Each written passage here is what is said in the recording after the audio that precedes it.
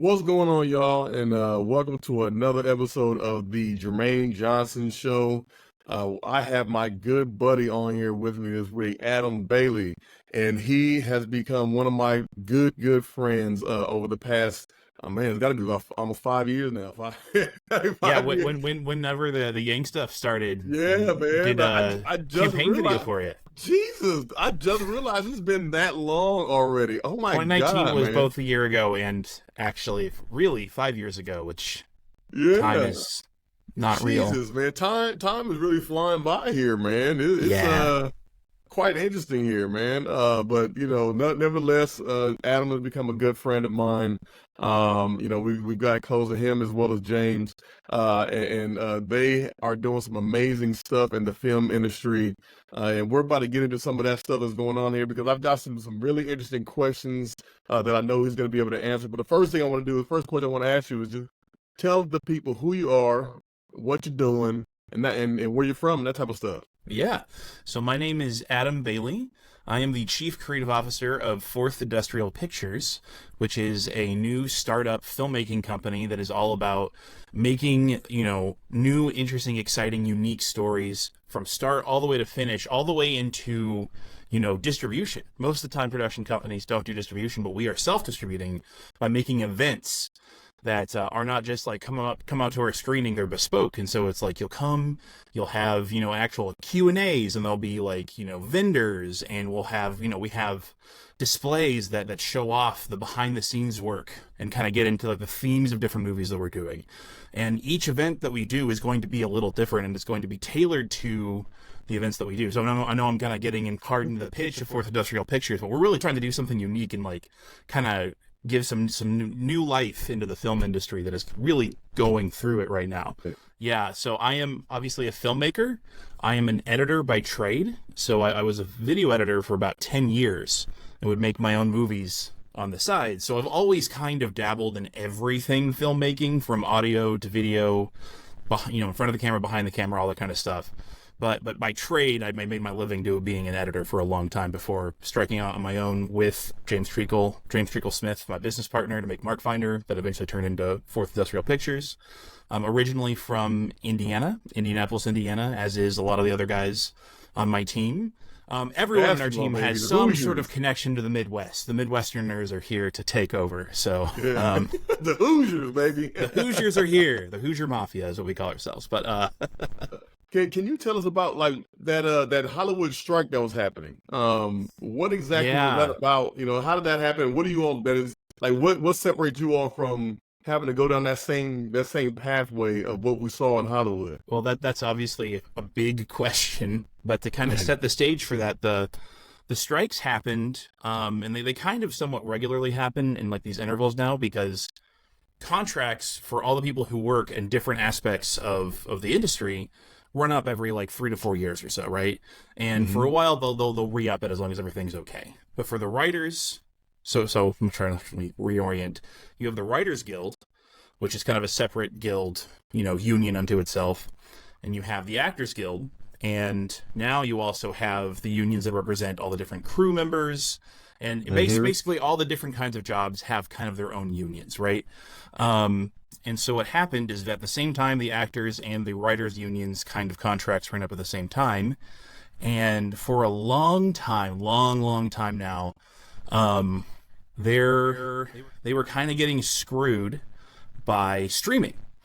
One of the many reasons that the studios went so hard in the paint for streaming is it did allow them to kind of cut residuals away from writers and actors and everybody else. Normally you do a TV show or a movie, that is not just you making a paycheck and walking home. That's like a classic Hollywood. You do that and it's an investment. You start making money like over time from that, which is why you had actors doing that. Nowadays, you'll see actors demand to get paid like $20 million up front, talking about like Joaquin Phoenix with the new Joker movie, because he's not getting residuals from any of that. He has to try to find a way to make all of his money that he would normally make all at once now.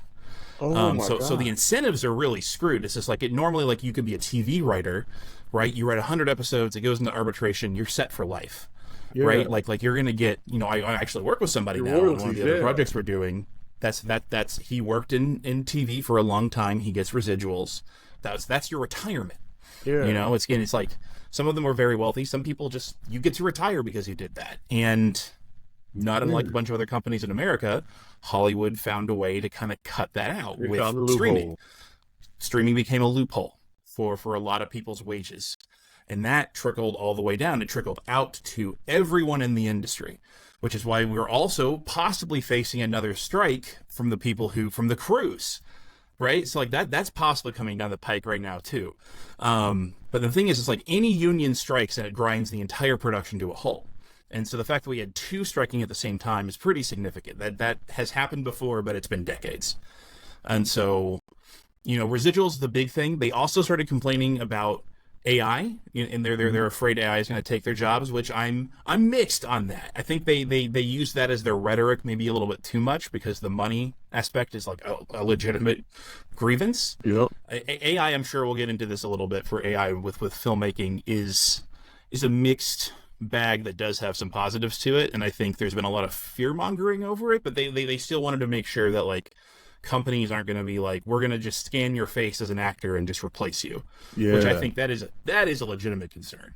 And so there's all these things that kind of came together to be like, all right, no, we have to figure this out, and so we're striking. And so every situation is more nuanced and complex than you know, right and wrong, you know, black and white, good versus evil, but I would say that that's kind of the crux of what was happening there between Hollywood and you have the just guilds. Terrified me, dude.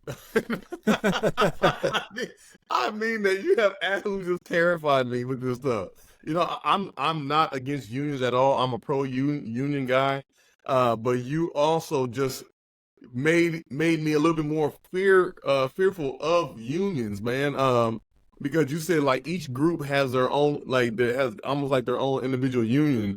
So if one union feels like they're not getting enough, then they just bring everybody to a halt. So you're kind of at the mercy of unions at this point, man. It's like you're at the mercy of all, and you got to make sure all the unions are agreeing with each other to not go on strike, to kill everybody else, because if this union goes on strike, the other union is going to suffer. It's like, oh my God. Yeah, there's a push right now like, in some corners. There's a push to try to make it all one big union, which I think would have its pros and cons. Yeah. Right. I think, like anything, stronger together, but sometimes, you know, then it's more homogenous. So you have to kind of navigate those murky waters, but probably best for everyone, since you kind of live and die together anyway, it would kind of make sense to have one union.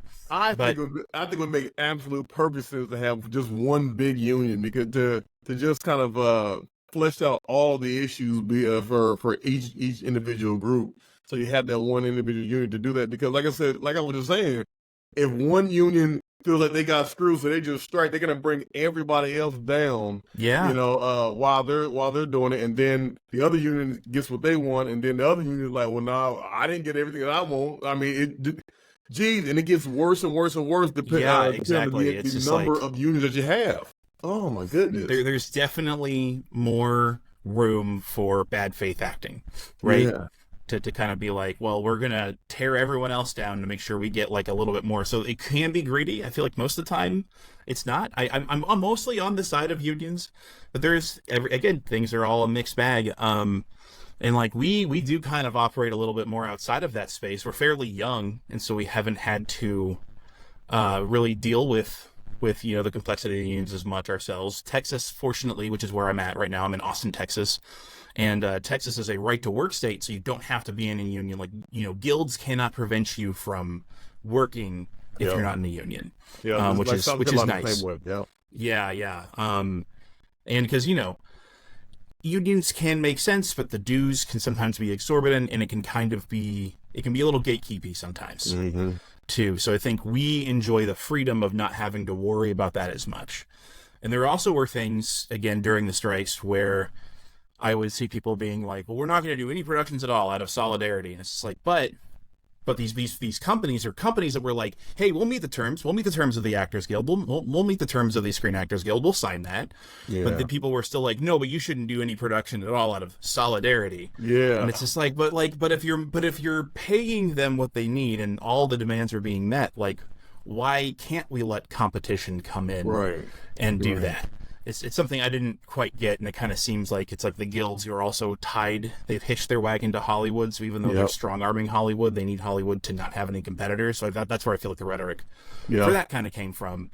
But anyway, it's I think, to me, I feel like where we're heading is more democratized, especially in this industry. As the industry kind of falls apart, you're going to see people like our company and even other companies pop up that are smaller, that can tap into more localities. Like we're trying to be a lot more Texas focused, although we do have things obviously coming out in South Carolina. We're going to be all over the place, but we're focused in Texas. And I think kind of operating outside of that like homogenous mega structure is going to allow us to do things that, I mean, it's with the technology and with everything else going on, it's kind of the end of asking for permission from, you know, the entrenched powers that be, to create different kinds of stories. And that's really exciting. So that's kind of the space we're operating in. Yeah. Oh, scary, man. You terrified me now, dude. All right. So tell me, you kind of got into this a little bit already, but tell me about your work with our good buddy, Andrew Yang, the Yang Gang originator of all that stuff. How did you get involved with Yang?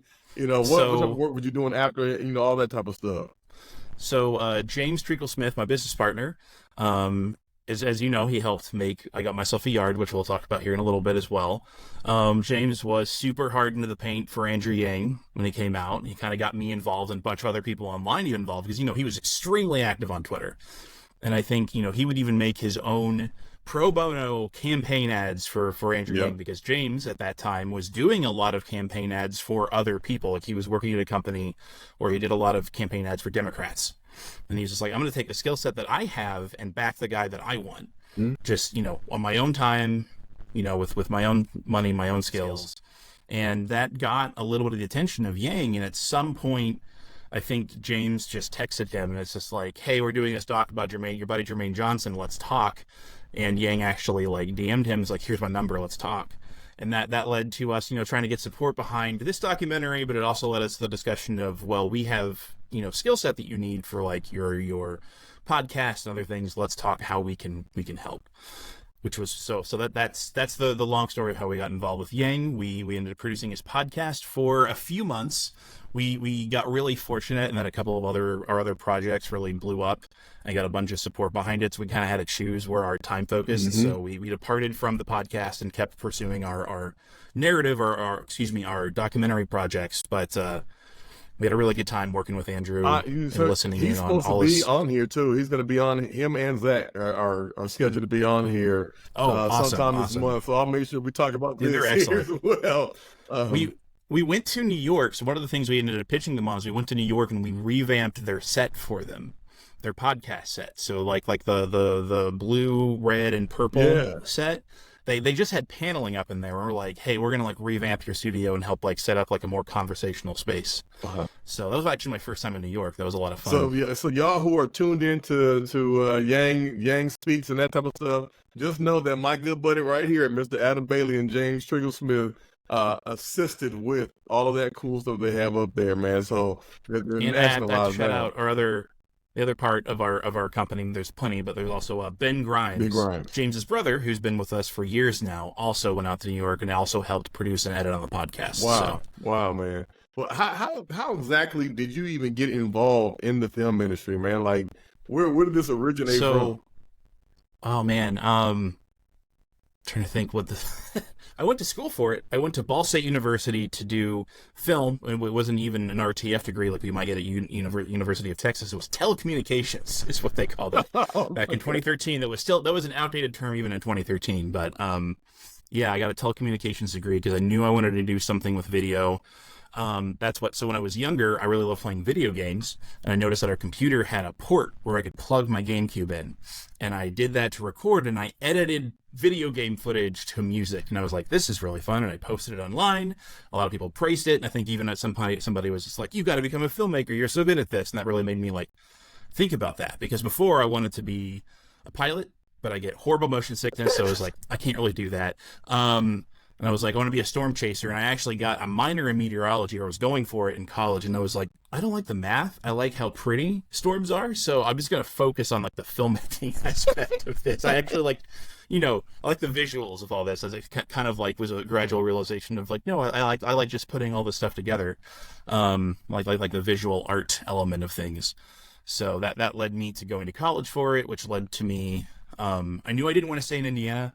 Indiana's great, but they don't really have a film industry right now. And I was like, well, I don't want to go to LA or New York because I don't want to just be like another like drop in the bucket out there. And so James, actually, again, bringing him back, was like, you should check out Austin. I came here, I got connected with an alum who got me an internship with their company, and that led to me meeting a bunch of people and getting a bunch of jobs. So it was just kind of, my career started just from plugging my GameCube into my computer and messing around editing the music. I tell you, this is the first time. So you just taught me something. Like, I had no idea that GameCubes and things like early generations of video games had the ability to even be plugged into a computer. I had no idea that you could do that stuff. So you just taught me something new. I didn't know either. I was just like, oh, hey, this has the same input jack as my TV. It couldn't capture audio. I think even today you need a special card in order to do that, but I could get the video, and that allowed me to do a bunch of different things. I'm telling you, had I known that, I'd have been doing something like that back in the day also, man. I used to do all type of crazy stuff with on the computers and video games and that type of stuff, but I was more I like to build the things. I ain't like to program and stuff. I'd build it, that type of thing. So, man, yeah. So with that being said, tell us about some of your past projects, and really your favorite past projects, and also where can they be seen at? Yeah, that's tricky. I think some of my favorite past projects are the ones that are just still happening right now, honestly. But in college, for my senior thesis, I ended up doing something crazy and partnered with a bunch of friends in college to make a feature film. It was terrible. It is a bad movie.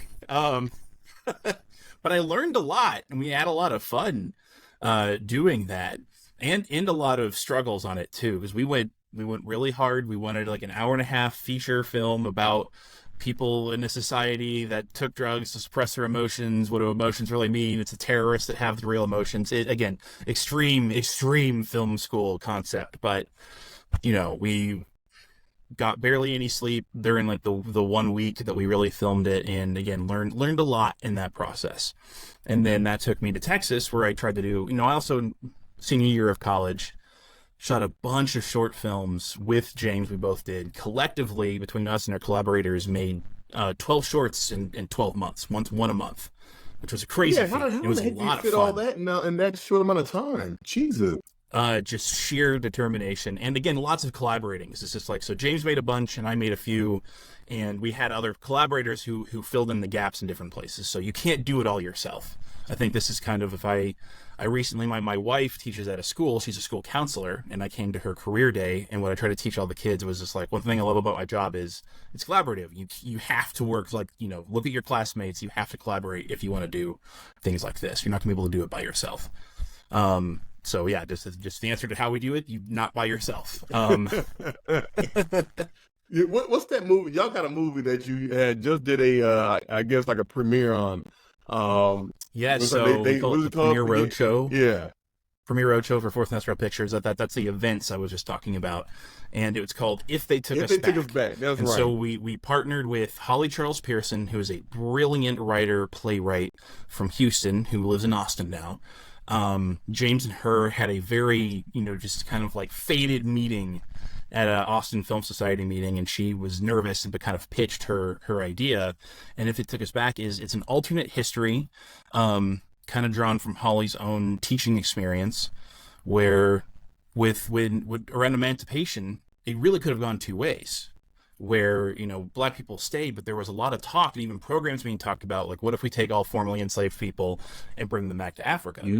And again, that didn't happen, but it could have. And so she was fascinated with this idea of, what if that did happen? What if Africa took us back? Yeah.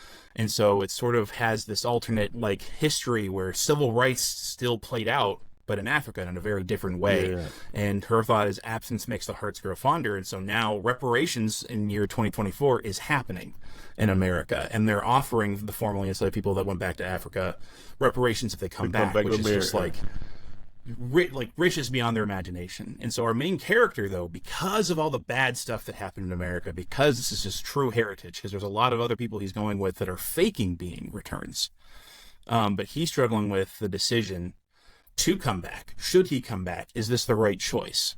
And he has, people in his life that have different opinions on that. And it's really just a masterwork of character drama and just conversations that I think are rich with ideas and irony that just kind of like tears your heart out. Just think about it. And you're kind of left not fully knowing what the right choice is. And I think that's what Holly wants to do. Holly really wanted to engage in a more open dialogue about these kinds of concepts. I need to see that movie. I've got to see. You do. I think I shared. If I didn't share the link with you, I'll share it. I'll share it again. You got to see watch that movie, man. I'm gonna make it a movie night with my wife. We'll do a date night in the house. Do it. Yeah, it's even better with an audience, and you're gonna want to talk about it afterwards. Oh my God. Yes. Well, I love it.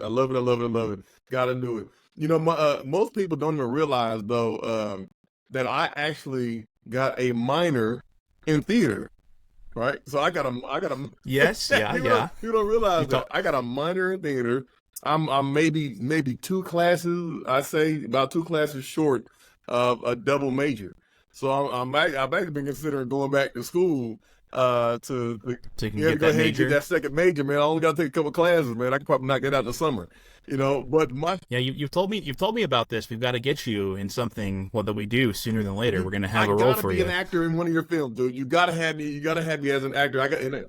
It's gonna happen. I'll be an extra. No problem. Or just give me 2 lines and say I don't mind that. Because when I was in college, I would do casting calls.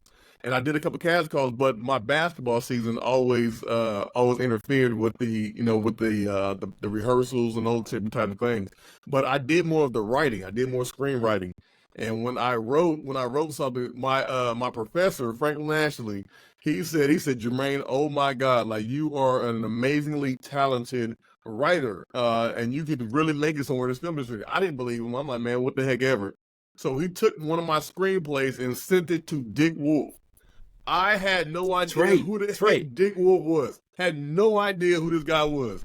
When he sent it to Dick Wolf actually sent him something back, and he concurred with my professor. Said, "Yo, this guy Jermaine Johnson is absolutely talented in his writing. I would love to see his screenplay completed out.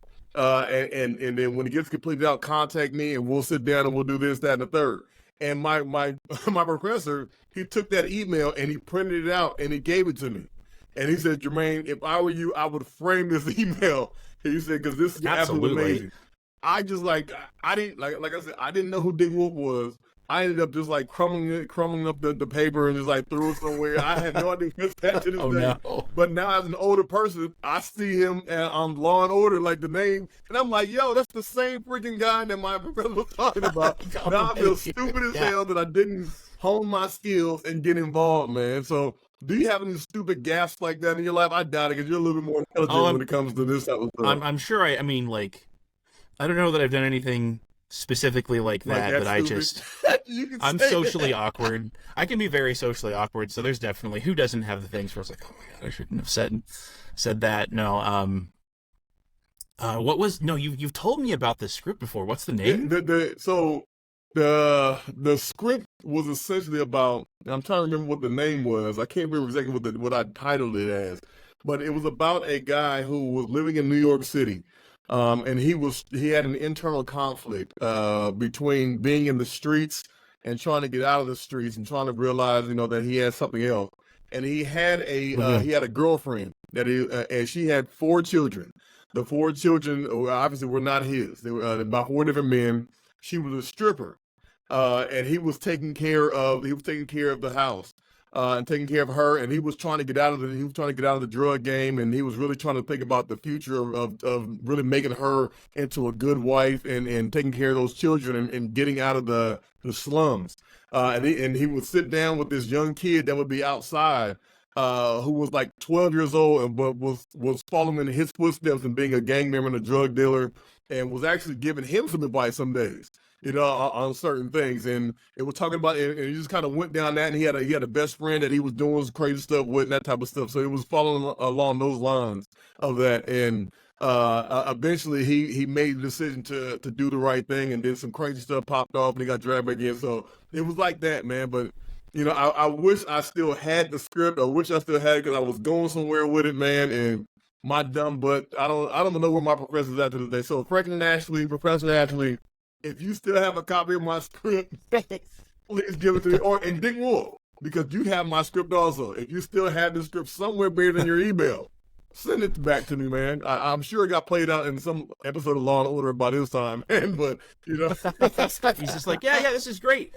Man. Anyway, yeah, and I love the kind of like when a story can twist the character stuff around, and that no one's kind of like just one person isn't completely correct. Everyone's learning and reacting off of each other. Yeah. It was really cool. Fantastic. It was a fantastic screenplay, man. I really took some time out on that one. So, I wish I would have, like I said, taken it a little bit more serious and stuff. So, all right. So you said you got your own film company. You got your own film company. How in the heck did you start that? Like, how did you start it? Where did you? So actually, I got two. Not to brag, but we made two. You made two film companies. All right, you made two. How in the heck How do you start that? So the first one was Mark Finder Media, and that was founded just by myself and James Treacle-Smith, and that was in 2020. So of course, during the pandemic, we were already thinking about doing that for a while. It's been our goal for a long time, and we're like, let's just freaking do it now. Yeah. Whatever, it's the pandemic. We're gonna figure it out. And mostly, it's just. There's two aspects of it. There's a business side of things, which not everybody's going to know, and you don't go to school for, but you can learn. You can learn the business side of stuff. And there's like the filmmaking aspect, which we had been doing that as our jobs for a long time. So it's just kind of like, let's start a business using our skills, and then you network and you try to get clients or get projects going. I Got Myself a Yard was definitely part of our initial strategy. Mm-hmm. Was like, all right, we're going to try to get some local business, which didn't quite work out. We did like a commercial or so for like a local coffee shop, but it's actually very hard to try to make money from local businesses. We were trying to get into advertising because it's what everybody did. But we're also like, let's see what we can do, either narrative or documentary, and tell bigger stories. And so we kind of like brainstormed ideas. I Got Myself a Yard was definitely one of them, because you and I were already kind of talking about that by that point. And it's just kind of, it's a boring answer, but we just kind of did it. Starting a business, as I'm sure you know, because you've started a ton of businesses yourself, can be a little scary, especially if you don't know what you're doing up front. Right. Fortunately for us, his father-in-law now he was an accountant for Valero, like the oil company. And so he and his wife were both accountants, and they went around the world doing that. And so he was able to give us advice on that. I will say that we didn't actually get what's the standard, or we started our business ourselves, like $100,000 loan from our parent. We didn't get that much, but I still feel like we were privileged because he was able to sit us down, tell us how starting a business works, tell us to look out for like the tax opportunities and pitfalls and all that kind of stuff. So even though we started it with just each of us James and I put in like $1,000. So that's what we started the company with, and that's it. Wow.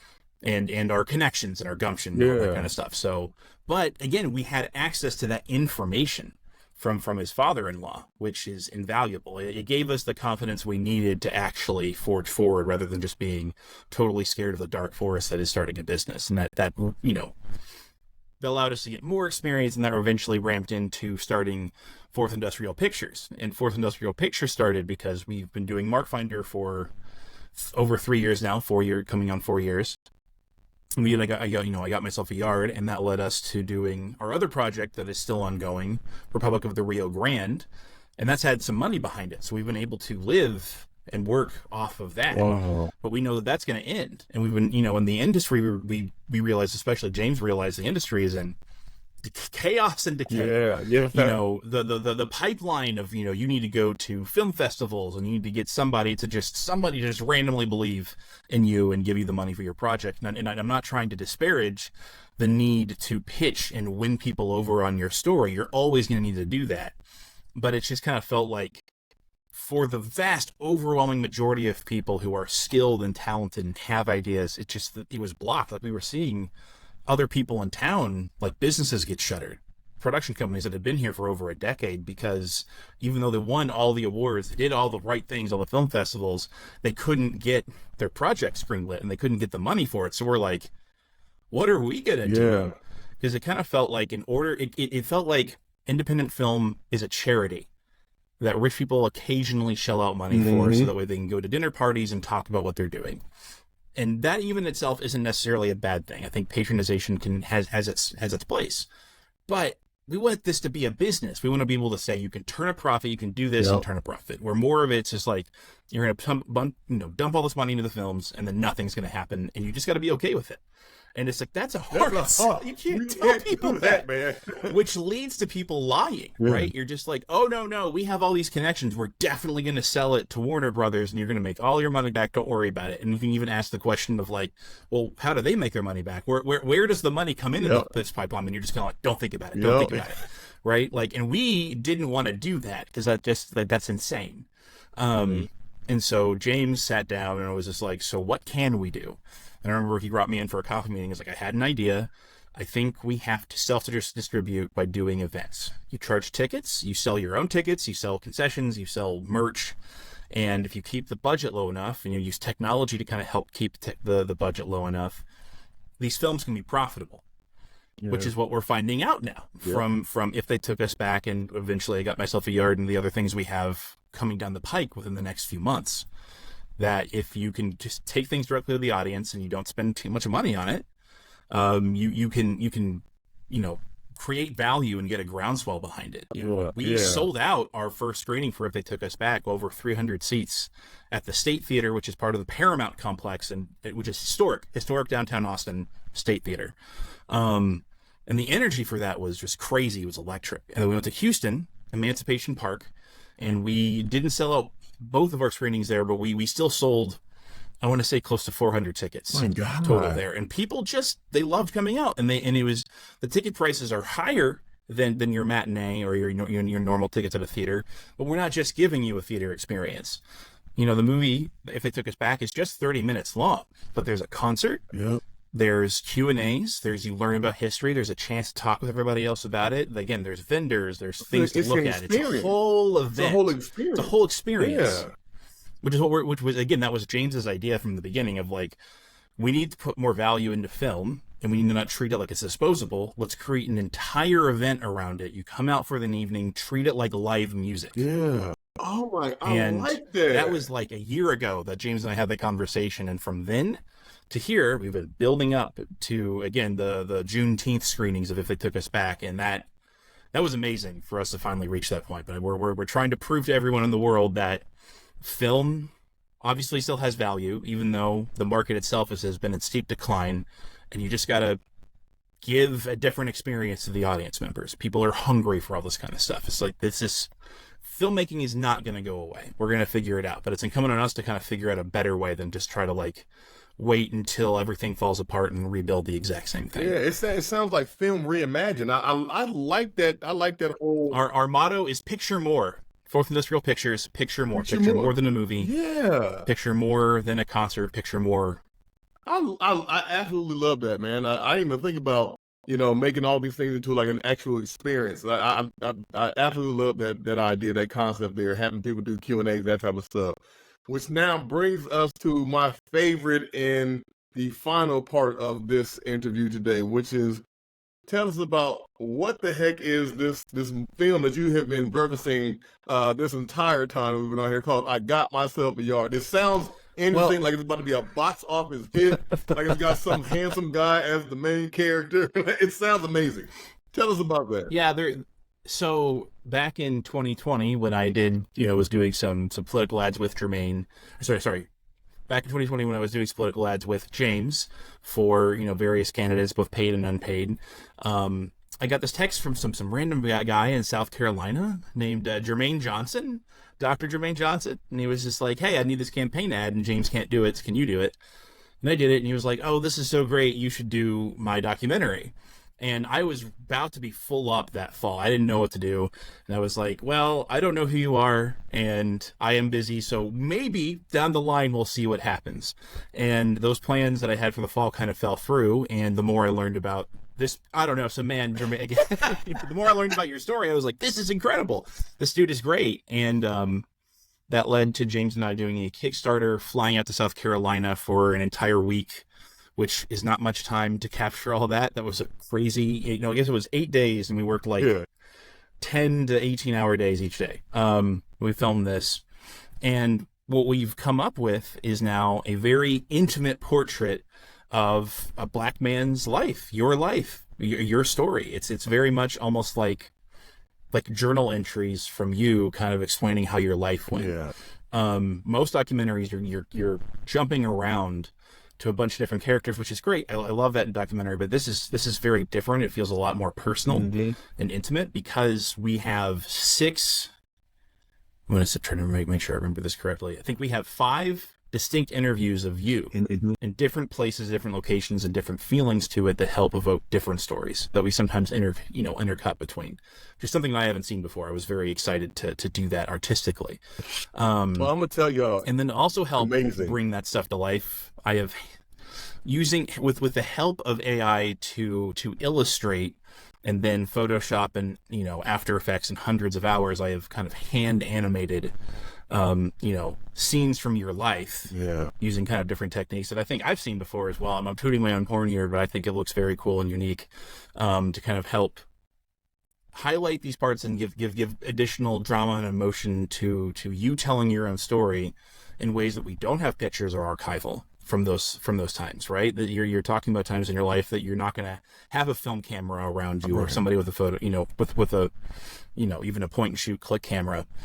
We don't have that. Right. And so to be able to kind of dramatize that for you at our 0 budget scale, essentially, has been really cool and rewarding. So I Got Myself a Yard is a very intimate portrait of the life of Jermaine Johnson, from him growing up impoverished in LA to basketball stardom internationally, to finding a community and a home and family in South Carolina. Yes, and all the various things that happen there, between all the twists and turns, those times, and all the craziness that has happened. I can tell you. I think it's me and my wife, we've watched parts of the film, and I tell you, we have just boo-hooed our eyes out, and cried over and over again, because of the emotion. And for me, obviously, it's personal, because I I can remember a lot of these things in my head that have happened to me, and like he was saying about the times where there's not a camera in play, and just to see the animation of those different types of experiences, those things that I went through, it makes it even more real again. It's like me reliving some of these things that have happened in my life, and it's just like, oh my God, like this is just an accurate portrayal of the events and things that have happened. Just one of those things, like when I had the gun situation being pulled out of me, man. I mean, that one was, and I never even went home and told my parents that happened to me. Like I didn't even go home and tell my parents that, I just had a gun pulled out of me, and I was messed up with the police and that type of stuff. I just kind of internalized that, and never really dealt with it, with my own trauma at such a young age, man. And it was crazy until I got older to actually, go to counseling and finally deal with some of those situations. So, right. Yeah. Do you have any plans for any screenings for I Got Myself a Yard? We do. I don't have dates yet, but this fall we're going to do hopefully several screenings in South Carolina, probably back to back. We're looking at Charleston, because of course you got your basketball stardom in Charleston. We want to activate the crowd there for that, and then in Columbia as well. So kind of going between there. We're definitely going to do some screenings in Austin. It's our backyard, so anything that we ever make is going to be screened here at some point. Yes. And then probably in Houston as well, because again, we actually now, through Holly and everybody else we have on the team, we have lots of connections in Houston. Yes. So Austin, Houston, Columbia, and Charleston are going to see screenings of this movie, and there's probably going to be even more of that to come. And LA probably at some point. We have some connections in LA, of course. with your history. You have family in LA still, is that right? Mom and dad and little brother, I think, is still out there. I think my little brother. Well, there we go. So most of them are around. So yeah. But man, listen, I can't wait for that myself. So obviously I'll be a part of the Q&A and that type of stuff to be there with this thing. But it has just been an absolute pleasure working with you all on this thing and just bringing my life to the screening. I truly not just me tooting my horn about the experience and things that I've had in my life. I truly do believe that there will be a lot of people who will benefit from seeing the obstacles and things that I've had to overcome in my life just to get to where I am now. I mean, y'all can probably see all that stuff on the walls in the background. It's like half of the stuff that I've earned over my life just from perseverance. From perseverance of going through the trials and tribulations of my life to get to where I am. So, I just love this. But I've got one last question to ask you before we hop off here. And because you said you do film, you've been involved with politics with Andrew Yang. How important, or do you see an importance, or what's your opinion on the intersection of politics in the film industry? I mean, I think obviously the answer is this is extremely important for us to keep telling these stories, to shine the spotlight on power and what happens, and I think to also, we need to depict what's happening. We also need to imagine a better future, which film can do both. Oh yeah. Kind of. So there's there's the recognition of what's happening and acknowledging the reality and being able to say, this is what's happening. It's right in front of me. But there's also the capability to imagine things. It's a very imaginative medium.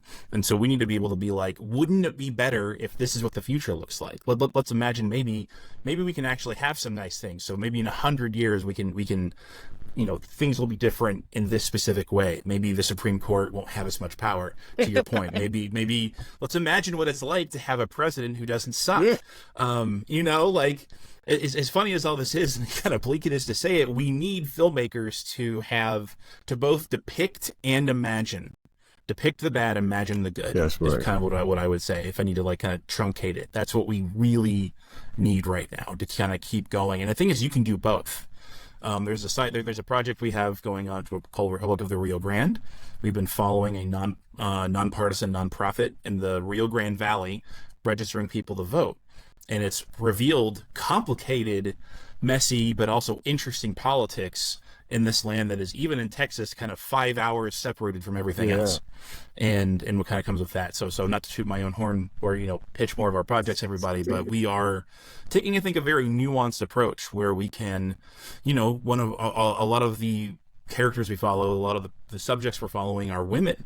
And we had somebody on their birthday hear the Roe v. Wade announcement or the Dobbs announcement and break down, and it kind of threw her out of politics. But she got replaced by somebody who came in and kept the work going. And so we can acknowledge and see how, again, these decisions dramatically impact real people, but also see these people and other people around them stand up and keep working for a better future. Yeah. So both in the documentary space and in the narrative space, I think we need the realness and the depiction and the imagination for things that are better. Agree 100%, man. Agree 100%.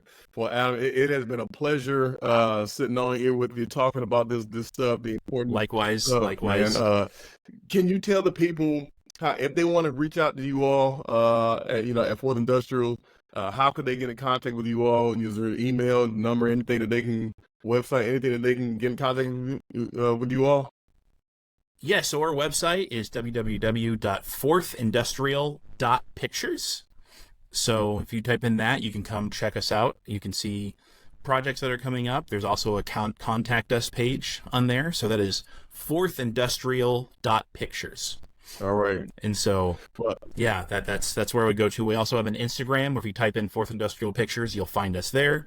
You can actually check out all of our recent media and see what it was like being at the road show. You can see the pictures of the crowd interactions, see the pictures of our concert and the screening. I would highly recommend just checking out so you can even picture more than what our studios and theaters are doing right now. With all that, y'all, Adam, again, like I said, it has been a pleasure.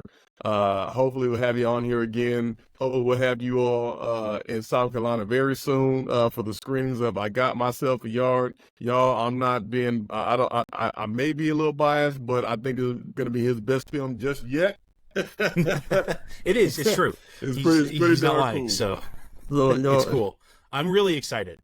And thank you for having me on, Jermaine. Always, I mean, I love talking to you. We could go on for another 2 hours if we wanted to. So absolutely, I appreciate your time and having me on. Appreciate you, brother. Y'all, thank you so much for checking in with us for another episode of the Jermaine Johnson Show.